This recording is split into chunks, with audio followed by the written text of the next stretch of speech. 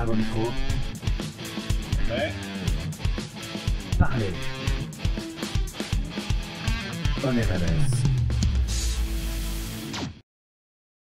Bonjour à tous et bienvenue sur la chronique sportive de la semaine. Donc cette semaine nous sommes avec Mathieu de l'équipe des Jacos. On va revenir ensemble sur le match contre l'Audencia. Donc salut Mathieu. Bonjour à tous. Alors Mathieu, première question, mission accomplie après cette victoire en terre nantaise? Oui, c'est vrai que c'était un de nos objectifs du début de saison, avec le challenge, le derby et ainsi que la coupe universitaire. Bon, la coupe universitaire c'est fini la semaine dernière, malheureusement contre Caen. Et en terre nantaise nous devions de rebondir. Et ainsi nous avons gagné 1-0 là-bas. Enfin, c'était un gros moment de joie. Est-ce que tu peux nous raconter un petit peu le match, comment ça s'est déroulé? Est-ce que vous avez plutôt dominé Disons que c'était un match facile, dire facile, on peut pas dire ça, mais disons qu'on l'a maîtrisé de bout en bout, car les Nantais étaient assez inoffensifs, on n'avait pas l'impression qu'ils pouvaient nous marquer un but. Par contre, ils avaient une défense solide, et si on devait faire une statistique de possession de balle, on a eu 80% du temps la possession du ballon, quoi. Donc on a marqué sur un but de Jean-Phi grâce à un gros travail de Fabien Andreu, qui élimine toute la défense et qui décale Jean-Phi, qui va éliminer le gardien comme Thierry Henry faisait à l'époque. Et globalement le match était assez intense. Disons que le match était assez engagé au début, pendant les 45 premières minutes. Il y a eu beaucoup de fautes, beaucoup de cartons, de part et d'autre. Et les supporters à côté étaient assez gentils. Bon, ils insultaient un peu, mais enfin, normal. Et non, c'était une bonne ambiance ce match quand même. Ok, justement au niveau de l'ambiance, on va revenir dessus. Est-ce que tu es content de l'ambiance générale au sein des Jacos et puis l'ambiance qu'il y a eu au sein de pendant ce week-end? Ah oui, très satisfait de l'ambiance. Vraiment, c'était une vraie famille qui est née, quoi. On se sentait vraiment tous bien intégrés. Lorsqu'on a gagné, on a vu tous les anciens qui limite avaient la larme à l'œil parce que c'était l'accomplissement de, pour certains, 3 ans d'école. C'était leur rêve l'accomplissement total de leur parcours au sein des Jacos, quoi. Donc ouais, moi j'aurais toujours l'image de Jordan Hero qui est fou, qui sort du banc quand on est qualifié en criant, quoi. C'est magique. Oui, parce qu'ils avaient raté Clairefontaine de peu l'année dernière. Ils étaient fait éliminer au tir au but. Oui, c'est ça. Puis l'an dernier, ils n'avaient pas trop de regrets car ils ne pouvaient pas y aller à cause du challenge. Donc, mais cette année, si on n'y allait pas, vraiment pour eux, ça aurait été un échec. Et voilà, vraiment, ça nous fait plaisir de leur offrir ça pour leur dernière année, pour certains. Ok. Et est-ce que les nouveaux se sont bien intégrés à l'équipe? Est-ce qu'ils jouent régulièrement, globalement? Globalement, oui. Tous les nouveaux étaient bien intégrés. Après, tout ce qui est première année, c'est assez mitigé. Ils savent qu'ils auront leur place l'année prochaine. Donc, ils s'intègrent au groupe, ils sont présents lors des matchs. Après, notre équipe est assez mélangée entre des anciens comme Jérôme Vernois et Fabien Andreu, qui sont la base de notre équipe, et complétés autour des 2A comme Mehdi Enaisi, Jordan Hero, Quentin Clapeau. Et après, les premières années, on comble un peu, on prend notre place tranquillement et on essaie de faire au mieux pour aider l'équipe, mais on s'appuie beaucoup sur les anciens pour nous orienter et nous guider. Ok, puis on va terminer sur les échéances à venir du côté des Jacos.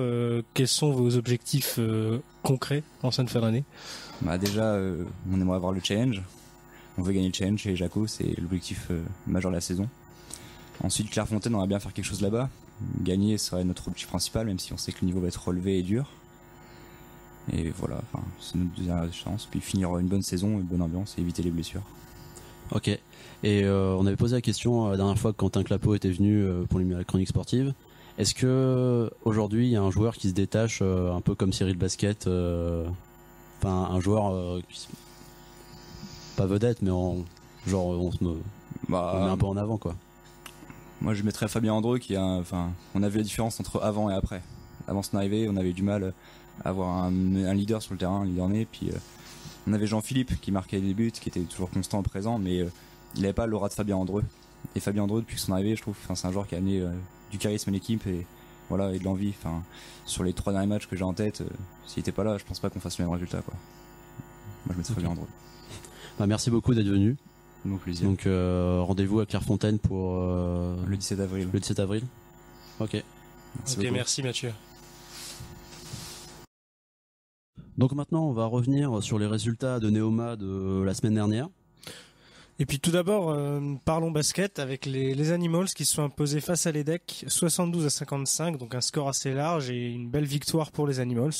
Suivi des Biatch qui ont joué aussi la semaine dernière et qui se sont imposés face à l'INSEC Paris 59-50 et qui atteignent le Final 6 des ESC qui se déroulera à Lille. Concernant les Jambons, victoire contre Paris Dauphine 5-3 après prolongation, après un match nul qui s'est terminé à 24-24.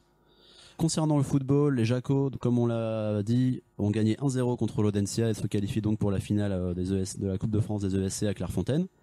Et les Chabus, par contre, se font éliminer par Grenoble en Coupe de France au tir au but, 3 tirs au but à 1. Et on termine par une petite note négative avec la défaite des Glingos contre HEC 3-1. On espère qu'ils vont se réveiller pour le challenge Écricom. Donc maintenant, on va revenir très rapidement pour terminer l'émission sur l'actualité sportive, surtout sur ce qui nous a marqué. Donc on va revenir dans un premier temps sur la Ligue 1 avec Olympique de Marseille, Olympique Lyonnais.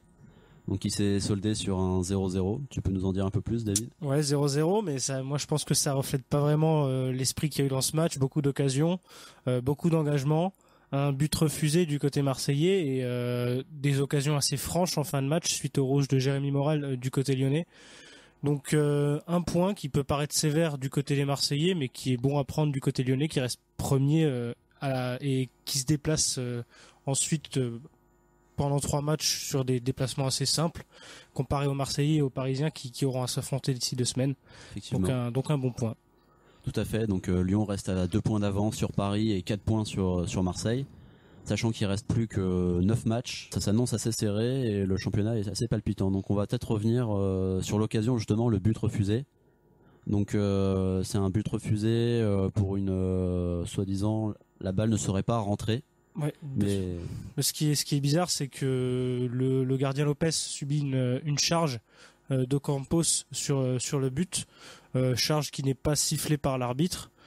Dans un même temps, Lopez n'avait pas le ballon dans les mains, donc c'est ce qui est aussi sujet à polémique, et le ballon était rentré, donc on ne comprend pas pourquoi il n'a pas accordé le but, sachant que la faute n'a pas été sifflée, et si la faute avait été sifflée, il n'y aurait pas eu tant de polémique. Et c'est assez dommage d'ailleurs, parce que les spécialistes comme Pierre Ménès l'ont soulevé.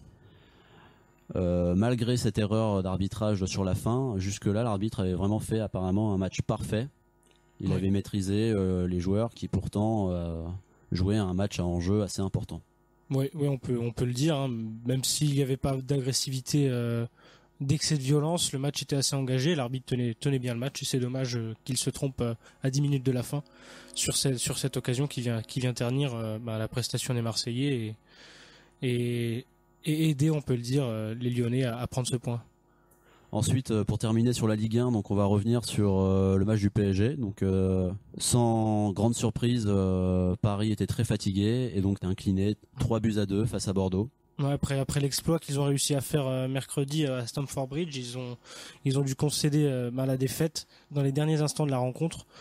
Et justement, ce qu'on peut dire, c'est que il y a eu une affaire qui s'est produite dans les vestiaires, et notamment le cas Zlatan. Alexandre, tu peux nous en dire plus? Alors oui, Zlatan a parlé pas en zone de presse, puisqu'il se dirigeait vers les vestiaires. Il semblait assez énervé. Des journalistes l'ont approché et il a critiqué sévèrement l'arbitrage en expliquant que la France était un pays de merde avec des arbitres de merde. Donc le corps arbitrage français a été assez choqué par ces déclarations, mais il faut quand même savoir que ces déclarations n'ont pas été faites en zone de presse et qu'elles ont été dites sous le coup de l'énervement dans une zone où normalement les caméras ou les micros n'ont pas leur place. Voilà. Et ce qu'on peut dire aussi, c'est que le PSG a communiqué une lettre d'excuse de Zlatan Ibrahimovic le soir même. Donc beaucoup de bruit sur cette affaire pour finalement des mots qui reviennent assez souvent dans le football français, à savoir des critiques envers l'arbitrage. Et ce qui choque notamment les Français, c'est le fait qu'il ait insulté le pays.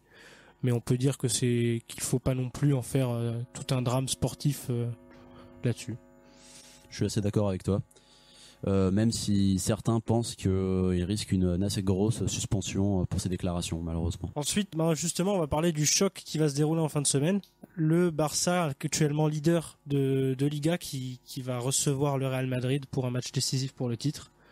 Donc, ce qu'on peut dire, c'est que le Real revient fort. Ils ont malgré la contre-performance contre Schalke en Ligue des Champions, ils ont gagné cette semaine face à Levante 2-0.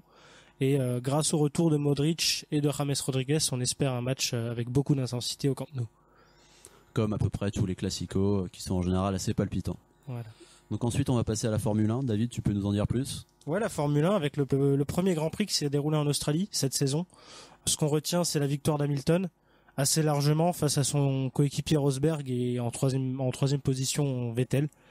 Et ce qui m'a choqué personnellement, sans en début de saison et que ce soit normal que toutes les voitures n'arrivent pas au bout de la course, il n'y a seulement que 12 voitures sur 24 qui ont terminé le Grand Prix, donc beaucoup de réglages encore à faire au niveau des écuries et au niveau des voitures.